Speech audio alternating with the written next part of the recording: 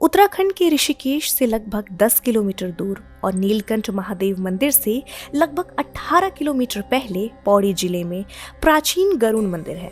इस स्थान को गरुड़ चट्टी भी कहा जाता है। भगवान गरुड़ के मंदिर में आने से व्यक्ति की कुंडली में मौजूद काल सर्प दोष खत्म हो जाता है।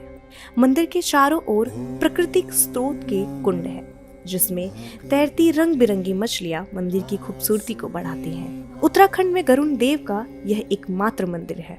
यहाँ उत्तराखंड के साथ साथ कई राज्यों से भी श्रद्धालु दर्शन करने आते हैं। मान्यता के अनुसार मणिकूट पर्वत पर बसा यह मंदिर काल सर्प दोष निवारण के लिए प्रसिद्ध है। जिस व्यक्ति की कुंडली में काल सर्प दोष होता है, भगवान विष्णु से आशीर्वाद के फल स्वरूप गरुड़ भगवान के मंदिर में नाग नागिन का जोड़ा चढ़ाने और उनकी पूजा मात्र से काल सर्प दोष के प्रभाव से मुक्ति मिलती है।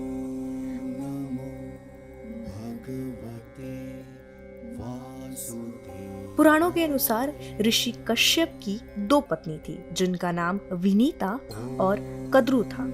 विनीता और कद्रु आपस में बहनें थीं। विनीता के पुत्र गरुड़ और कदुरा के पुत्र सर्प थे। एक दिन दोनों बहनों ने नदी के पार एक घोड़े को देखकर आपस में शर्त लगाई। विनीता के अनुसार उस घोड़े की पूंछ सफेद और कद्रु के अनुसार काली थी। कद्रु ने अपनी बहन विनीता से कहा कि अगर मैं जीत गई तो तुम्हें मेरी दासी बनना पड़ेगा। सर्प ने यह बात सुनी और घोड़े की पूंछ से लिपट गए, जिससे उसकी पूंछ काली दिखने लगी। गरुड़ की माता को दास्ता स्वीकार करनी पड़ी। यह देख गरुड़ ने अपनी माता को दास्ता से मुक्त कराने के लिए कद्रु के समक्ष प्रस्ताव रखा, जिसके बाद उसने शर्त रखी कि अगर गरुड़ स्वर्ग लोक से अमृत कलश लाकर उन्हें देगा तो उनकी माता को दास्ता से मुक्त कर दिया जाएगा। गरुड़ भगवान इंद्र के पास पहुंचे और उसने विनती कर अमृत कलश धरती लोक पर लाकर कद्रु को दे दिया। यह देख भगवान विष्णु के प्रिय भक्त नारद ने एक माया रची और सर्पों के द्वारा एक यज्ञ करने की बात कही। नारद मुनि ने सर्पों से कहा कि यहाँ यज्ञ करने से पहले नदी में स्नान करना जरूरी है।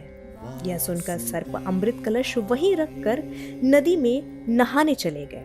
तभी गरुड़ ने वहां से अमृत कलश उठाकर देवराज इंद्र को सौंप दिया और उनकी माता दास्ता से भी मुक्त हो गई। तभी से गरुड़ और सर्प में बैर है।